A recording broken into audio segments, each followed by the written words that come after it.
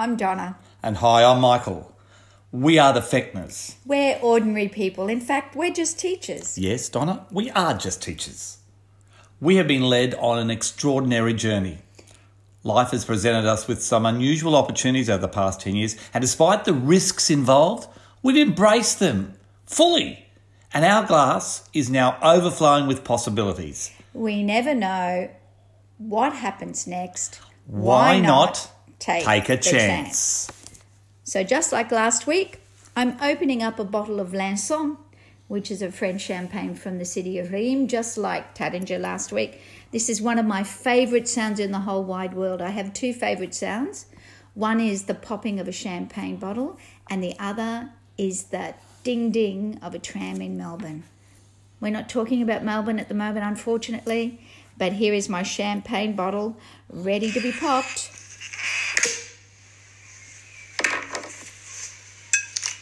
Oh, Donna. Yep, listen to these bubbles.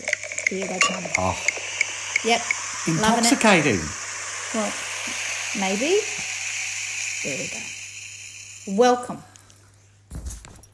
Now, guys, thank you for joining us last week. We had a fun time doing it, and we're going to do it every week for the next 10 weeks. So join us. Now, there's lots and lots of ways you can do this.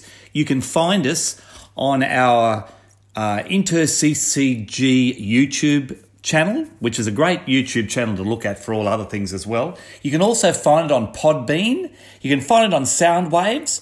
And for those people who don't want to get into any of those things, we'll put it up on Facebook. You can get it either on Donna's Facebook, D. Fechner, or my Facebook, Michael Fechner.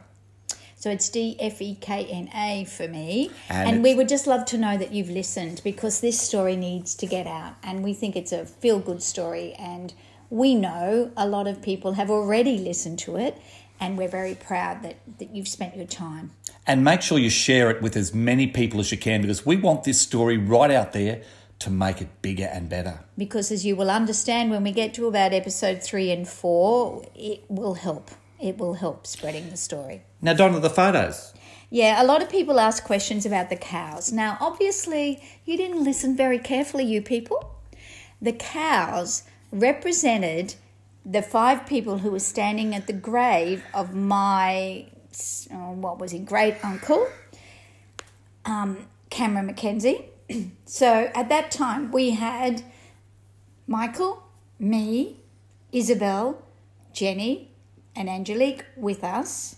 And remember, Mackenzie had been a dairy farmer from Karoi. And as soon as we went to meet him at his grave, and nobody had for almost 100 years, those 5 cows came over and virtually joined in the party. So the photos will be a little left of centre, but, I'm a teacher, I'm sorry. It just checks to see if you've actually listened to the finer details of this big story. So look out for the photograph that's attached to today's podcast and try and figure out where it fitted in to this next half hour. A little bit of homework there, Donna. I love a bit of homework. Once a teacher, always a teacher. Unfortunately, yes. But remember, we are teachers, but no ordinary teachers, special teachers. Now, Donna, last week we told the beginning of the story and how the dream from Alicia got us into the whole story. We had the cow yard, and we had the meeting with... And I might remind everybody that was my story, and you're just very lucky because you are married to me that I've shared it with you. So that was my big introduction to this but whole remember, journey. I do have a great uncle of some sort from Württemberg there as well. Now, look, we had the amazing collection introduced to us, and we saw it on Channel 7, this amazing collection. Now, at that time, as we told you, we were travelling with tour groups. We decided to take tour groups to France. And at this time, we decided to take our very first trip there. And Donna and I were discussing it, and we said, hey, listen, Vignacourt has become this amazing place. We saw all these pictures. Maybe it's worth a visit to that place. But, it was amazing to us. Many people wouldn't even think about Vignacourt, but I would suggest you do next time you go there, because it's the heart and soul, still, after all of these years, of Australians and French relationships. And it's only a little village. It's in the north of France. It's very easy to get to from Paris. Only about an hour on a train to Amiens and then about another 10 or 15 minutes to Vignacourt. Or let me know and I'll put Michael in a car and he can come and pick you up. It's an amazing little village. And look, it wasn't, as we mentioned last week, it wasn't unusual because other villages and people in those villages took photos of the soldiers because the whole back area behind the lines was full of soldiers, hundreds of thousands of soldiers that have come from all over the Commonwealth to fight against. So, yeah, we're not just talking about Australians. There were English, Indians, Chinese, Nepalese, and later American, but we're concentrating on the Australian input. And all of those in themselves are incredible stories. And the best part is that Vignacourt actually tells that bigger story. And the second best part is that those stories are mine because I have a part of them, and maybe those stories might be a part of your life too, but you're not aware of it just yet. So we had about 15 people and we'd arranged a trip and we decided to find this little place, Vignacourt. We'd never been there and we decided to find it. And we always travel with, we did. We don't do the tours anymore, but we always travelled with amazing, interesting people who were keen to learn as much as they could about anything we dropped in their laps. So we tracked down an email for a lovely lady by the name of Lucille Workin, who was operating a youth group within Vignacourt, and we'd heard that after the glass plates had been found and after they'd been bought by Kerry Stokes and taken back to Australia, the village felt a little bit devoid of all of a sudden, wow, these plates have gone, we've got nothing. So the youngsters... However, we have to say that it was mooted in the village that they were going to throw them away. Yeah. So Kerry Stokes did an amazing thing by stepping in there and saving these glass plates. And chances are, in many of those other behind-the-lines villages, finding a big trunk of glass plates with, strangers dressed in soldiers' uniforms probably took up a lot of space in their attics. So Kerry Stokes did an amazing thing and acquired these photographs, or the glass plates. And there's stories that go that people have gone to rubbish dumps after they've cleaned out houses and they've found other collections, but it's nowhere near significant as this one. So we sent off this email to Lucille Workin, who was managing a group of teenagers in the village. And after we discussed a little bit to her, she was very excited and said, come and visit us and we'll introduce you to Vignacourt. So, of course, when we suggested that to the people who were travelling with us, they said, yeah, sure. And it was the most amazing day. It was only a day, but it was an introduction, and it's still continuing now all these years later. So when we arrived there, the kids had made us Anzac biscuits. So it was just after Anzac Day. They'd made us Anzac biscuits and coffee. They led us through a small room that was covered with the photographic copies of the glass plates. And each of those teenagers had researched a particular image and could tell us the story of this Australian soldier. We were so impressed by their passion and by their English to reach out to us and to be so proud of the work that they had done. So then we discovered that within the village they had an association called Maison des Australiens, so the House of the Australians, and their job was to continue honouring these soldiers and trying to, which is the reason we got involved, identify more of them. So we started bringing more little tours that we had to this village to encourage the kids to continue and to realise that these soldiers from behind the graves are still speaking to us all these years later. So we had this group that we met, as Donna said, and they had set this up in the old railway station. Now, if you go to a very interesting website which we have, memoriesofvignacourt.com, you'll see a whole lot of pictures. So it's Vignacourt. Vignacourt. And there's pictures of the railway station because the railway station brought the soldiers in, took the wounded out. It was very significant. And the railway station was still there. And so they set up the Maison des Australiens in this house.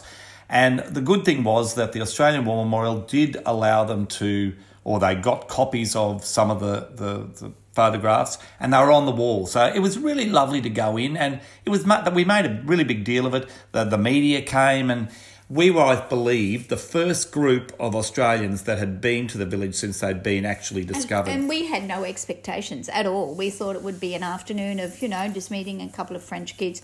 But we were there for quite a few hours, and we're still talking about it now. So it was very impressive, the amount of work that Lucille and her young teens were doing.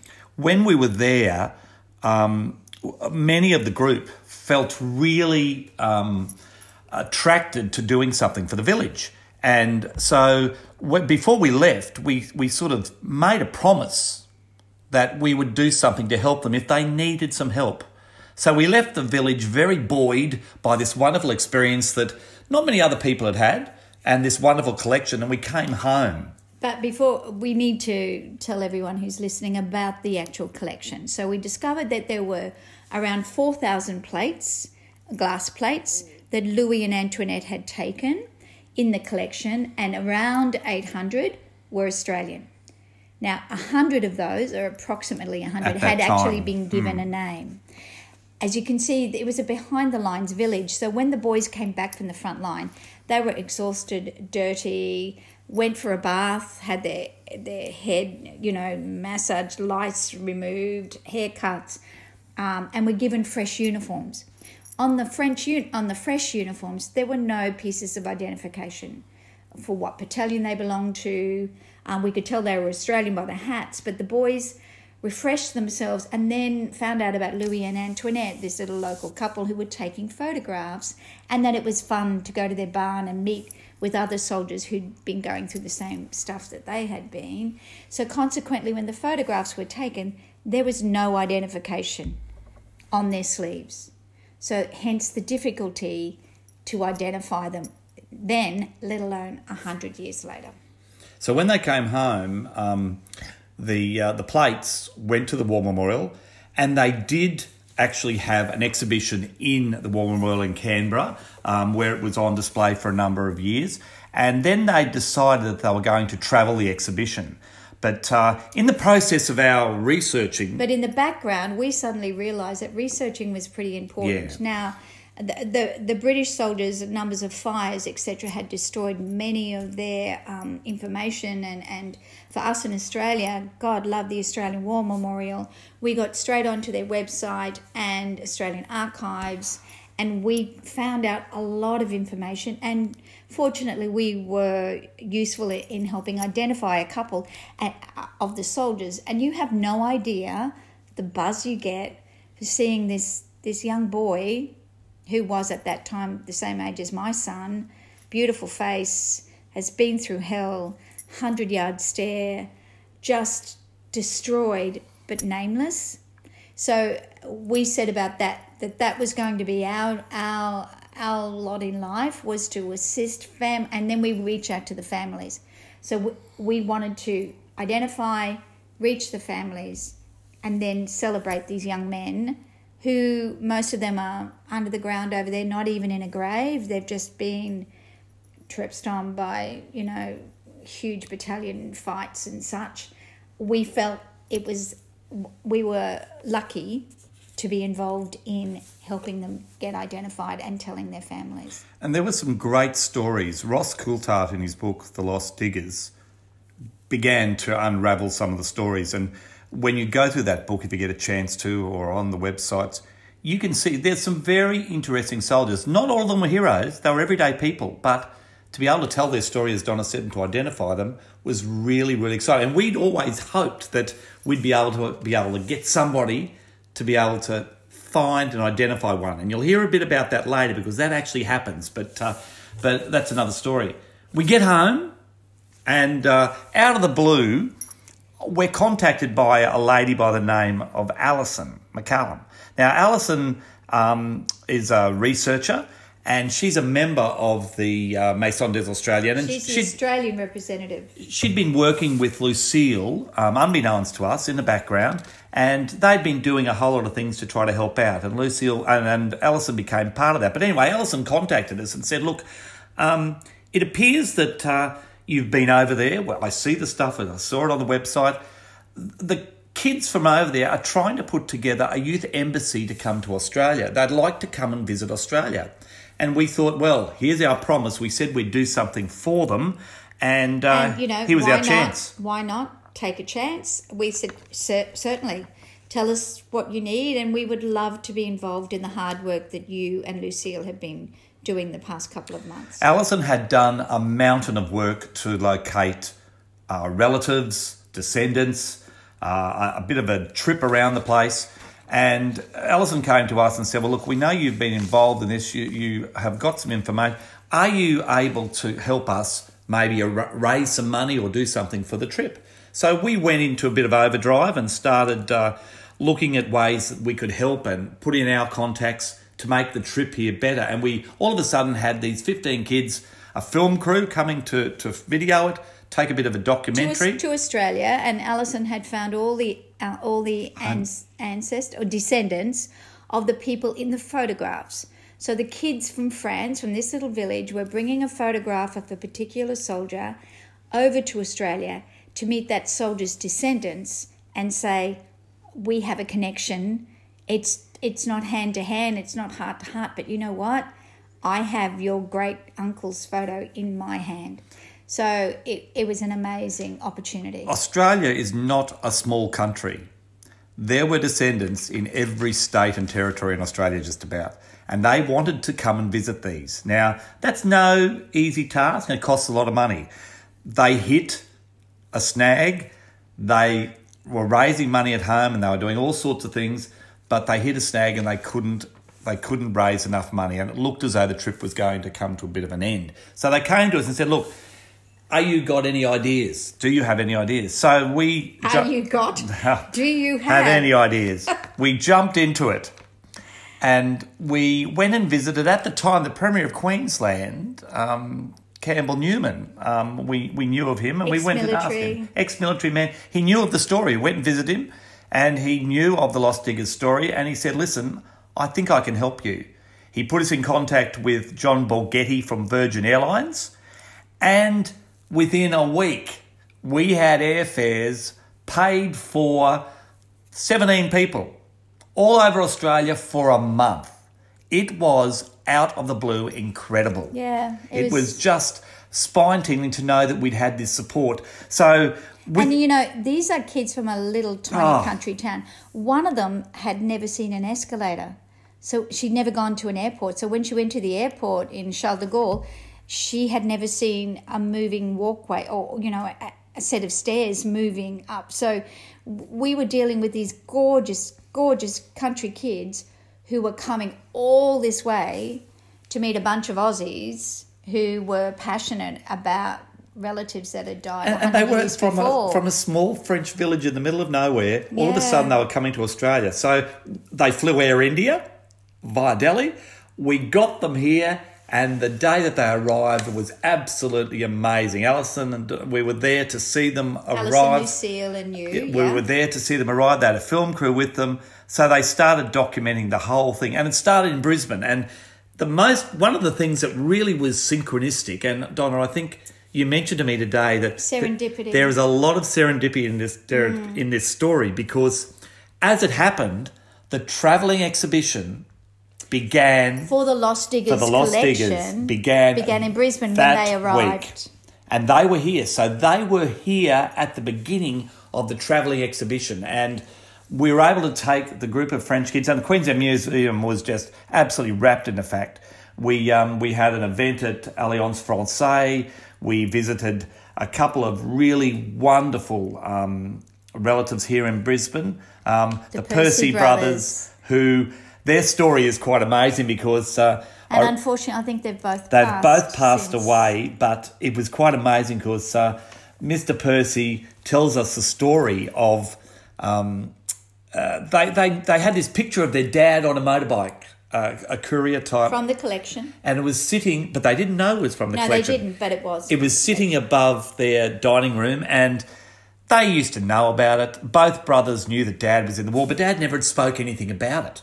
And the Percys were sitting down one night, on came the Channel 7 program about the Lost Diggers, and he remembers And his excitement was unbelievable. He remembers sitting there and saying, "That's Dad. That's Dad." They got in contact with Channel 7, and all of a sudden, yes, they found out that it was a lost digger's photograph. They had this descendant, but in a little twist, the photograph was not in the collection in Canberra, and that was a problem. But more in a minute. The Percys got to meet the teenagers, and they just had the most wonderful time. We had ABC interviews. I think that for me, the most amazing bit of energy that I could feel in the museum when people were scouring through these photographs thinking, oh my God, is that great-granddad? Oh, is that my great-uncle? And they were writing names and details. And suddenly I realised, as Australians, and for 100 years previously, we're unaware of where they actually fought. So that's what I thought. Oh, we've got to check Pozières, we've got to check Fromelles, we've got to check all of these different areas where our boys actually fought, because some of them didn't even go to France, but people were hungry. And we realised then and there that Australians need that connection. We're a young country, but we need that connection to celebrate our ancestors and the amazing, brave deeds that they did. We took the kids, these young French kids who had done all this great stuff in France. We took them to the museum, and I remember Donna and I they had a very large touchscreen where you could actually try to locate relatives. And the people that came in and wanted to ask, was my great-grandfather, this story, and I think that goes back to as well, I think the Channel 7 website after the program, there were a number of so many million hits on the website after the show was released of people trying to find their relatives. And it just goes to show. And look, admittedly, this was at the beginning of the centenary years, the 100 years of the Great War and celebrations of Gallipoli through to Villers-Bretonneux and so on. But it also means Australians are never shy. No. To admit how great we are. And despite the small part that we played, the biggest theme running through all of this is that Australians will go anywhere to protect people's freedoms and their rights, no matter how far away it is. And when they get there, their sense of humour, their kindness, their empathy is tangible past 100 years later. So when we go to Vignacourt now, they still love us just because we're Australian. So we had to honour these. We had to honour them. We had to continue doing our work, and that just said to us, there's plenty to do here. And look, Alison had prepared a wonderful set of homestays. She'd been in contact with all the states and arranged homestays. So we jumped in. We were in Brisbane. We did the stuff in Brisbane. The Percy brothers. We ended up finding the plate. The glass plate that was missing, that I referred to earlier, was actually in the rest of the glass plates that remained in the Stokes collection in Perth. So they eventually found it and tracked it down. It's now in the Canberra Museum, but War Memorial. But it was quite amazing. So we did Brisbane, a great introduction. We ended up in New South Wales. We ended up in Victoria. We went to South Australia. We visited, and the kids went and interviewed. They visited. They photographed. They videoed all the stories with these people. And look, Kerry Stokes invited them to look at his collection in Perth of historical artefacts. Unfortunately, it's a sad fact that some 6, 7, 8 years later, many of those descendants have now passed. Yeah, but these French teens brought Australian uniforms with them, kangaroo, like everything we could possibly imagine of what it's like to be Australian, to present to these descendants who all of a sudden realised that they had somebody who lost their lives over there, and their body has never been recovered, or their name has never been placed on a photograph. So it was totally emotional, and I think Canberra was the final scene. It was, I think, one of the places that really took the whole thing to another level. Because so Kerry Stokes had donated the entire photographic collection to the War Memorial. And so when you went there, because I was still teaching, somebody had to pay the bills, and that was me. So Michael went with the kids, and we went into treated like royalty. We were treated like royalty wherever we went. Actually, for the whole trip, we were treated by royalty, and the media made a big deal of it. But we ended up going down with some wonderful people who still are at the War Memorial and showed us the collection. And the collection of plates, the 800 of them.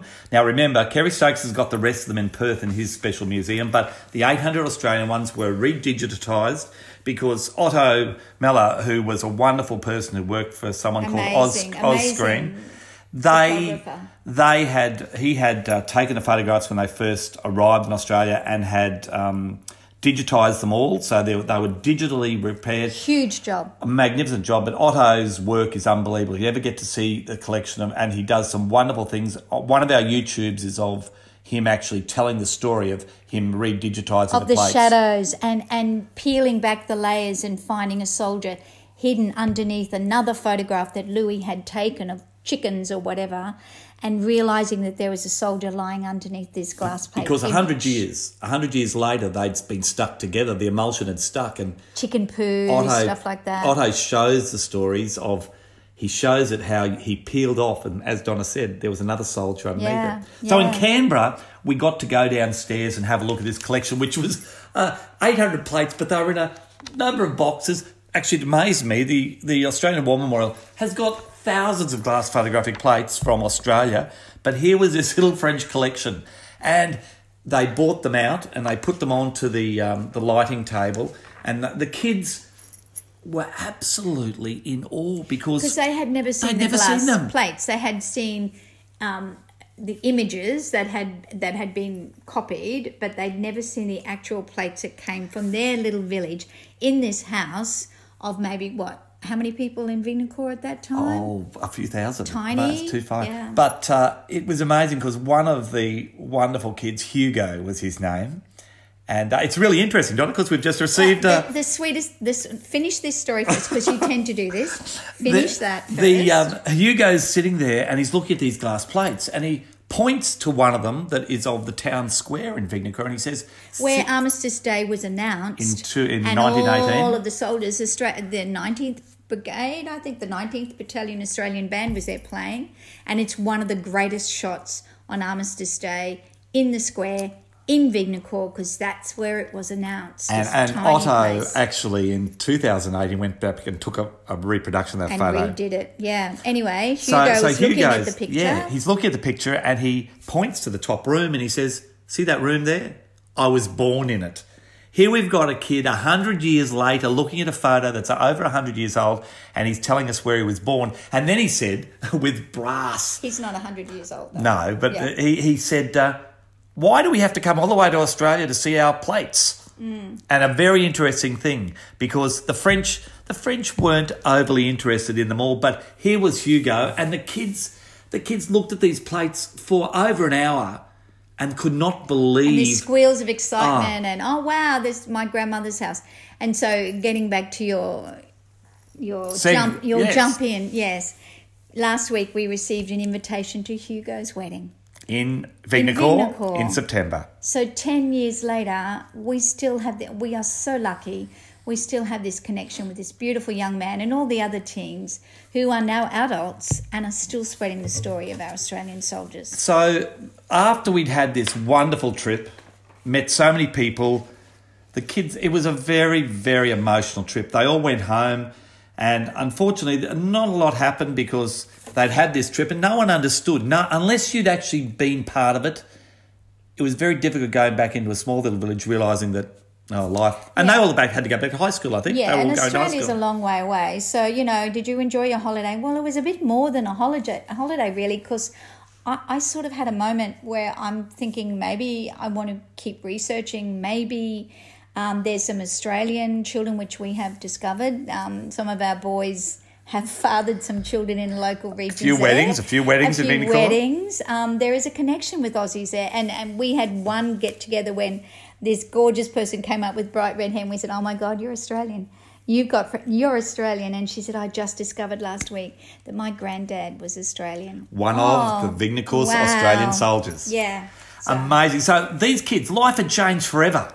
We were totally unaware of what was going to happen next. But there was something very exciting on that trip to Canberra that happened that's part of what we'll tell you next time. But It was incredible. The whole Vignacourt story, the trip here to Australia was truly amazing. Absolutely. And we're still living in that joy. Now, in the next episode, you will discover where it leads us to, and it is a huge big jump. Opportunity. And hence we're here 10 years later telling you the story. So it was life-changing for us. What's going to happen next? My glass is empty. It's time for another. Cheers to next week. Thank you for listening. Au revoir. Have a good week. Oh, and today is 14 juillet. It is French National Day. So, aux hommes, les citoyens, bonjour. Have another glass, bonsoir. Donna. Bye-bye. See you next time.